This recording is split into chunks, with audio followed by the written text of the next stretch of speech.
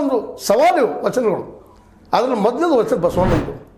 ಬಸವಣ್ಣವರು ಸ್ಪಷ್ಟ ಈಗಾಗಲೇ ಹಲವು ಸಲ ಇದನ್ನು ರೆಫರ್ ಮಾಡಿದ್ದೀನಿ. ಇದಕ್ಕೆ ನಾವು ಉತ್ತರವನ್ನು ಬಯಸ್ತಾ ಇರ್ತೀನಿ ಸಾಕಷ್ಟು ಈ ವೀಕ್ಷಕರಿಂದ. ಅದು ಮೊದಲನೇ ವಚನ ಬಸವಣ್ಣವ್ರ ಸಂಪುಟ ನಮ್ಮ ಎಂ ಕಲಬುರ್ಗಿಯವ್ರು ಮಾಡಿದ್ದದು.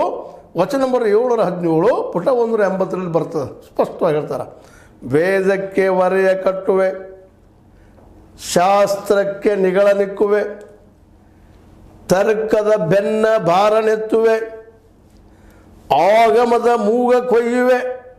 ನೋಡಯ್ಯ ಕೂಡಲ ಸಂಗಮ ದೇವ, ಮನೆಯ ಮಗನಾನಯ್ಯ, ಮನೆಯ ಮಗನಾನಯ್ಯ. ಏನು ಇದು ಅದ್ಭುತವಾದ ವಿಚಾರ. ಹೌದು, ಕೂಡಲ ಸಂಗಮ ಬಿಡಲಿಲ್ಲ, ಕೂಡಲ ಸಂಗಮ ದೇವರು ನೆನೆಸಿದ್ರು. ಹೌದು, ಲಿಂಗಾಯತರು ವಾದಗಳವ್ರಿಗೆ ಆಸರ ಆಗ್ಬೋದಿಲ್ಲ ಅಂತಲ್ಲ, ಇರಲಿ, ಅದೇನು ಹಾನಿಕಾರಕ ಅಂತ ಅಲ್ಲ. ಆದರೆ ಈ ವಿಚಾರ ಉಪನಿಷತ್ತು ನಡೆಯಾಗಲಿಕ್ಕೆ ಸಾಧ್ಯತೆ ಇಲ್ಲರಿ. ಇದು ಹಿಂದೂ ಧರ್ಮ ಸನಾತನಿ ವಾದಗಳು ಮಾಡ್ತಾರಲ್ಲ, ಅವ್ರು ಹೇಳಿದ ಪ್ರಕಾರ ಅಂತಿಲ್ರಿ, ಅದಕ್ಕೆ ಪ್ರತಿಭಟನಾ ಆರೋಪದಲ್ಲಿ ಅದು. ಇದು ವೈಚಾರಿಕವಾಗಿ ಇದು ಉದ್ಭವ ಆದಂಥದ್ದಲ್ಲ, ಸ್ವತಂತ್ರವಾಗಿ ಯೋಚನೆ ಮಾಡುವಂಥದ್ದು. MR ಶ್ರೀ ಅವ್ರು ಹೇಳಿದಂಥ ವಚನ ಇದು. ಒಂದು ವಚನ ಸಾಕು, ಇನ್ನೂ ಹೇಗಿದೆ ಬೇರೆ ಇವು ಮಾತ್ರ ಇದು ಗೊತ್ತಿರಬೇಕಾಗಿಲ್ಲ. ಇನ್ನು ಎರಡನೇದು ಅಲ್ಲಂಪ್ರಭುಗಳದ್ದು ಯಾಕೆ ಹೇಳ್ತಾ ಇದ್ದೀನಪ್ಪ ಅಂದರೆ, ಈ ಇಬ್ಬರ ಮಹಾಶಯರಿಂದಾಗೆ ಇವತ್ತು ನಾವು ದೈವೇ ಧರ್ಮದ